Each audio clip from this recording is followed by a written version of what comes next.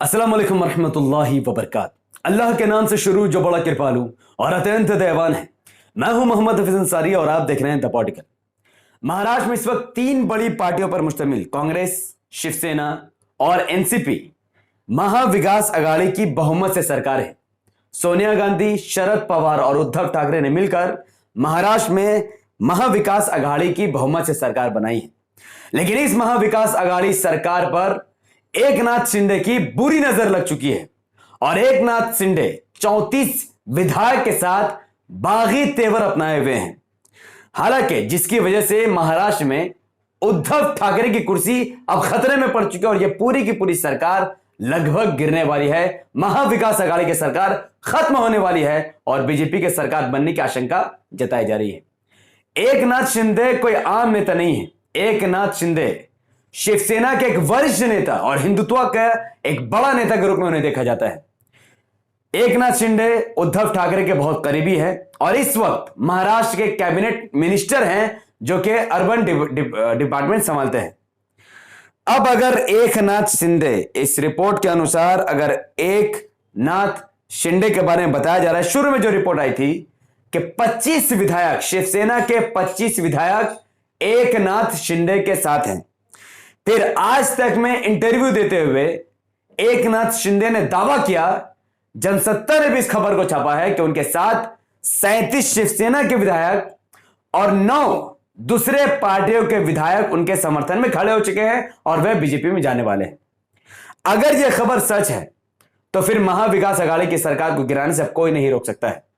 महाराष्ट्र की सरकार कैसे गिरेगी और कैसे एआईएमआईएम यहां पर किंग मेकर का रोल अदा करेगी और कैसे शिवसेना को एआईएमआईएम से भीख मांगनी पड़ेगी, यह आपको इस रिपोर्ट से अंदाजा हो जाएगा। महाराष्ट्र में 288 विधानसभा की सीटें हैं, 288।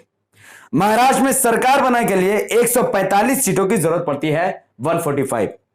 इस वक्त महाराष्ट्र में एनसीपी, कांग्रेस और शिवसेना ने उनके साथ कई पार्टियों ने मिलकर 169 बहुमत से 25 सीट ज्यादा उनके पास इस वक्त सरकार मौजूद है। यानी 169 सीट, 145 सीट चाहिए सरकार बनाने के लिए, 169 सीट इनके पास मौजूद है। जबकि अपोजिशन में बीजेपी महाराष्ट्र की सबसे बड़ी पार्टी 106 विधायक के साथ मौजूद है। उनके साथ जो अलायंस वाली पार्टी है वो 113 सीट इस वक्त अपोजिशन के पास है, यानी बहुमत से लगभग 32 एमएलए कम। तो उद्धव ठाकरे और उनके अलायंस के पास यानी महाविकास अघाड़ी के पास 24 एमएलए ज्यादा है बहुमत से और बीजेपी और उनके अलायंस के पास 35 एमएलए कम है बहुमत से। और बाकी अदर पार्टी में AIMIM 2 seat, CPM 1, MNS Raj Thackeray की 1 और एचडब्ल्यूपी 1 और अन्य आजाद उम्मीदवार इस वक्त ना अपोजिशन में है और ना ही सरकार में है। ये लोग इस वक्त साइड में है।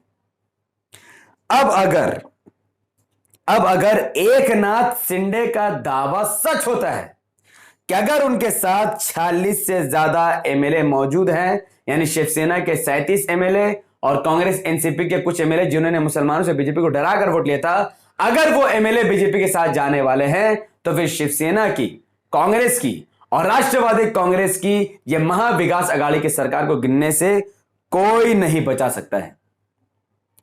लेकिन एक रिपोर्ट में यह भी दावा किया गया है कि 25 विधायक, सिर्फ शिवसेना के 25 विधायकों ने बागी तेवर अपनाया है और वो 25 विधायक कंफर्म बीजेपी में जाने वाले हैं।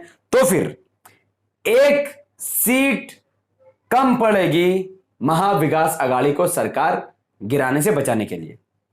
यहां पर आप देखोगे कि अगर यहां पर 25 विधायक शिवसेना को छोड़कर बीजेपी में चले जाते हैं तो शिवसेना की सीट 56 से घटकर 31 हो जाएगी और इनकी बहुमत 145 से कम 144 हो जाएगी।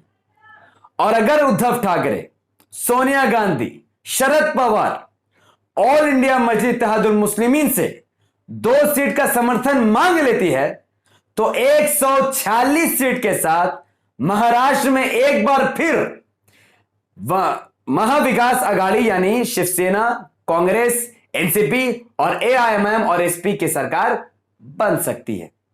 पर इसके चांसेस हाईली बहुत कम है, बहुत ज्यादा ही कम है। तो एआईएमआईएम इस वक्त भी किंग मेकर बन सकती है इससे कोई दो राहे कर ही नहीं सकता है। सवाल यह पैदा होता है कि आखिर वो महाराष्ट्र जिसकी कुल आबादी 11 करोड़ 24 लाख है और उस 11 करोड़ 24 लाख में से 1 करोड़ 30 लाख मुसलमानों की आबादी है, 1 करोड़ 30 लाख मुसलमानों की आबादी के होने के बावजूद भी महाराष्ट्र में आखिर एमआईएम के सिर्फ 2 ही विधायक क्यों हैं? उसके लिए आपको 2019 का टोटल वोट काउंट को देखना पड़ेगा।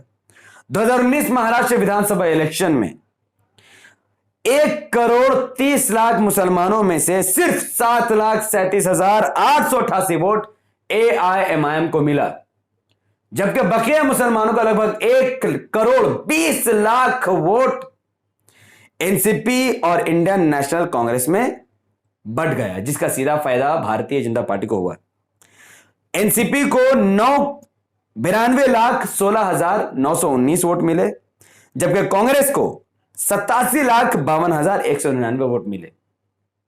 अगर 1 करोड़ 30 लाख मुसलमान महाराष्ट्र के एक मत होकर हर कंस्टिट्यूएंसी में सिर्फ पतंग में यानी एएमआईएम को वोट दे देते तो एएमआईएम के पास 45 विधायक होते और एएमआईएम के दम से ही महाराष्ट्र में सरकार गिरती और महाराष्ट्र में सरकार उठती। लेकिन बेचारे महाराष्ट्र के मुसलमानों ने बाबरी मस्जिद तोड़ने वाली शिवसेना और मुसलमानों को बदहाली में ढकेलने वाली बीजेपी को हराने के लिए उन्होंने एमआईएम को छोड़कर बीजेपी के बी टीम कहकर अपना वोट एनसीपी और कांग्रेस को दिया। और इलेक्शन के बाद वही एनसीपी कांग्रेस जिसने शिवसेना के खिलाफ वोट लिया था उसी ने शिवसेना के साथ मिलकर सरकार बना ली। तो महाराष्ट्र के मुसलमानों के साथ पहले ही बहुत बड़ा खेल खेला जा चुका है। पर अब मैं काम की बात करना चाहूंगा। छोड़िए, जो हुआ सो हुआ, आने वाले इलेक्शन में देखें क्या होगा। अभी क्या करना है,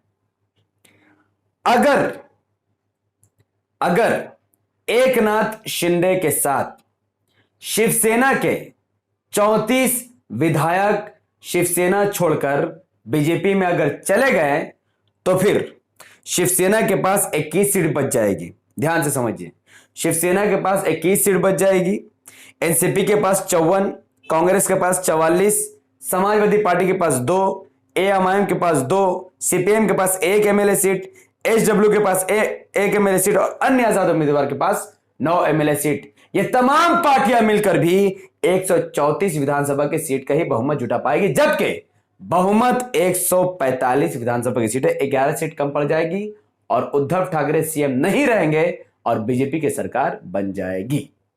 अगर 34 शिवसेना के विधायक शिवसेना छोड़कर बीजेपी में जाते हैं तो वरना अगर इस रिपोर्ट के अनुसार अगर माना जाए, जहां पर दावा किया जा रहा है कि एकनाथ शिंदे कह रहे हैं कि उनके पास 25 विधायक का समर्थन है, लेकिन रियलिटी में उनके पास सिर्फ 8 से 9 विधायक का समर्थन है। तो 8-9 अगर सीट एमएलए शिवसेना छोड़कर अगर भारतीय जनता पार्टी में मिल जाते हैं तो भारतीय जनता पार्टी की कुल सीट 106 से निकलकर 114 हो जाएगी। तब भी सरकार बनाने के लिए 30 विधानसभा की सीट उनको कम पड़ेगी। तो अब जैसे जैसे वक्त आगे बढ़ेगा वैसे वैसे पता चलेगा कि महाराष्ट्र में महाविकास आघाड़ी के 3 बड़े चेहरे उद्धव ठाकरे, शरद पवार, सोनिया गांधी, 3 बड़े हिंदुत्व नेताओं की सरकार गिरेगी या फिर इनसे भी बड़ा हिंदुत्व भारतीय जनता पार्टी की सरकार बनेगी या फिर एआईएमआईएम देश में पहली बार किंग मेकर बनकर किसी की सरकार बचाएगी या किसी की सरकार गिराएगी। यह वक्त आते ही पता चलेगा और जैसे ही यह खबर लोगों तक पहुंचेगी वैसे ही सबसे पहले यह खबर मैं आप तक पहुंचाने की कोशिश करूंगा। तब तक इस वीडियो को महाराष्ट्र, उत्तर प्रदेश, बिहार, वेस्ट बंगाल, असम और भारत के कोने कोने में पहुंचाने के लिए, खास तौर पर मुसलमानों की आंखों खोलने के लिए इस वीडियो को पहुंचाने की जिम्मेदारी आपकी है। इस वीडियो को लाइक कीजिए, इसके लिंक को व्हाट्सएप, फेसबुक, इंस्टाग्राम जैसे सोशल मीडिया के प्लेटफॉर्म पर शेयर कीजिए।